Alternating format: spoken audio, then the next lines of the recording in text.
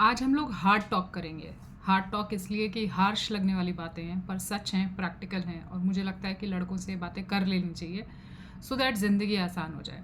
और ये hard talk मैंने अपने बेटे से करी है और बाकी मेल फैमिली मेम्बर से भी करी है, तो मुझे लगा कि ये स्प्रेड होनी चाहिए।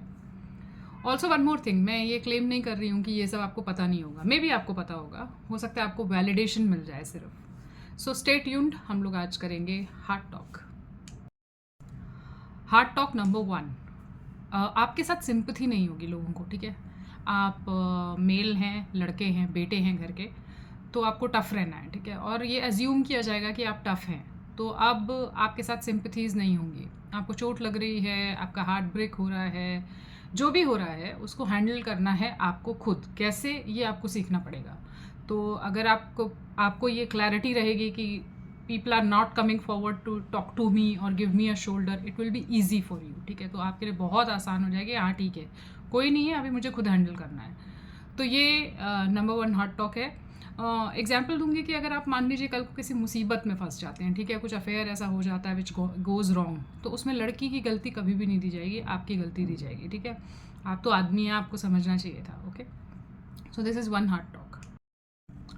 2-3 men enjoying together, ऐसा ऐसा मत सोचिए कि लोग बड़े खुश होंगे देख के, वाह 2-3 लड़के खुश हो रहे हैं, एंजॉय कर रहे हैं। No, you are a gang, ठीक है। आपको गैंग की नज़र से देखा जाएगा, आपको सोसाइटी शक से देखेगी, आपको पुलिस वाला शख्स की नज़र से देखेगा, आपको बाकी लोग शक की नज़र से देखेंगे कि ये 2-3 लड़के एक साथ हैं, ये कुछ ना कुछ गड़बड़ कर रहे हैं, ये कोई नशा कर रहे हैं, ये लड़कियों को छेड़ने के लिए खड़े हैं, ऐसा सब, तो you have to keep that in mind. और बहुत ही अवेयर रहना है कि अगर आपके आसपास सच में ऐसा कुछ हो रहा है तो कोई आपको ट्रैप ना कर दे इस चीज़ में।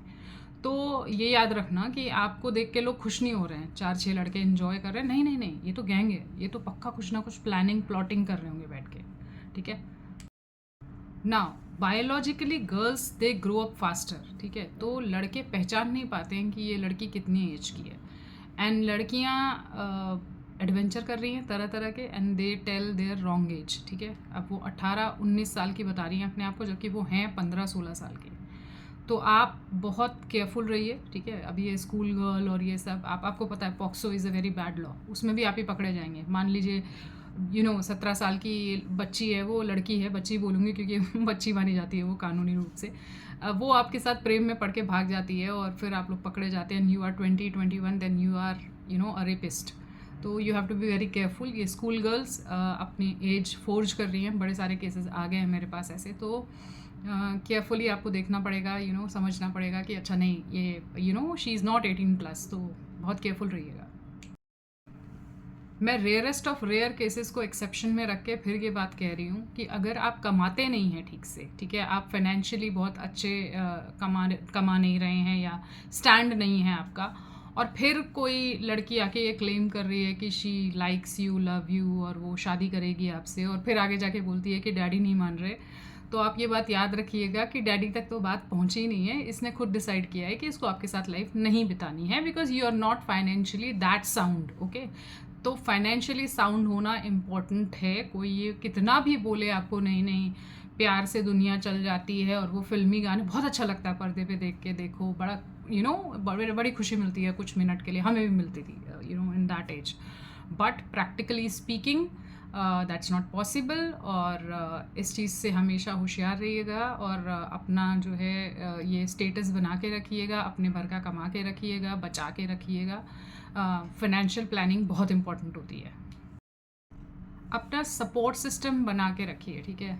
एज आई सेड कि लड़कों के ऊपर शक ही रहता है लोगों को, तो अब जिनको आपके ऊपर शक नहीं है, those who love you really, ठीक है, होते हैं आपकी ज़िंदगी में, फ्रेंड्स होते हैं, फैमिली होती है, इस सपोर्ट सिस्टम को ख़त्म मत करिए किसी नए के आने से, क्योंकि अगर ये सपोर्ट सिस्टम ख़त्म हो गया और वो नया वाला रिलेशनशिप भी नहीं रहा, तो फिर आप एक ऐसी स्थिति में होंगे जहां आप बिल्कुल अकेले होंगे। एंड एज आई सेड कि वैसे भी आपको बहुत सारी लड़ाइयाँ अकेले लड़नी है।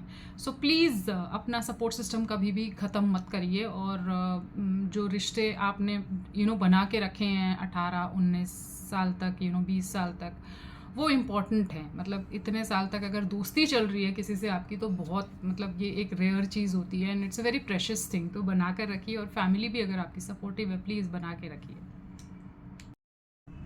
तो ये कुछ 2-4 चीज़ें थी जो एक्चुअली तो पेरेंट्स को अपने लड़कों से करनी चाहिए बट नहीं करते हैं। मुझे ऐसा लगता है कि लड़कों को बड़ा करना आ नहीं रहा है, too much focus on girls से तो बहुत तरह की बातें हो जाती हैं, होनी भी चाहिए, माइंडेड होनी भी चाहिए।